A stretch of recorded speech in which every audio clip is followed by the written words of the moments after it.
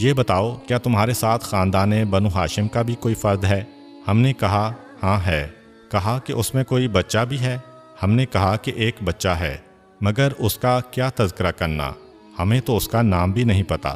اس کو ہم یتیم عبد المطلب کہتے ہیں۔ بس اتنا سننا تھا کہ وہ انتہائی بزرگ عیسائی راہب اپنے رانوں پر ہاتھ مار کر اچھل پڑا، کتاب کو بند کیا۔ یسوع مسیح اور مریم کی قسم، عیسائیت کا خاتمہ ہو گیا۔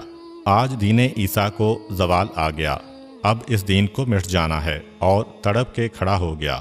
انتہائی بے چینی کے عالم میں ہمارے قریب آیا اور کہا کہ کیا ایک مرتبہ اس بچے کی جھلک ہمیں دکھا سکتے ہو؟ ہم نے کہا کہ اس شہر میں آیا ہوا ہے، چلو چل کر دیکھ لو۔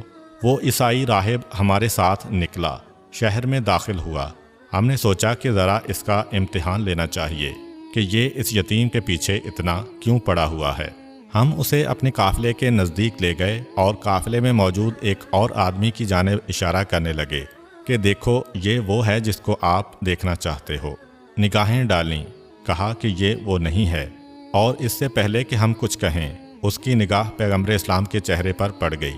بے اختیار یہ کہتا ہوا دوڑا، تم کتنا ہی چھپاؤ، میں نے پہچان لیا کہ وہ کون ہے جو اللہ کی حجت اور عیسیٰ علیہ السلام کا بھی آقا ہے۔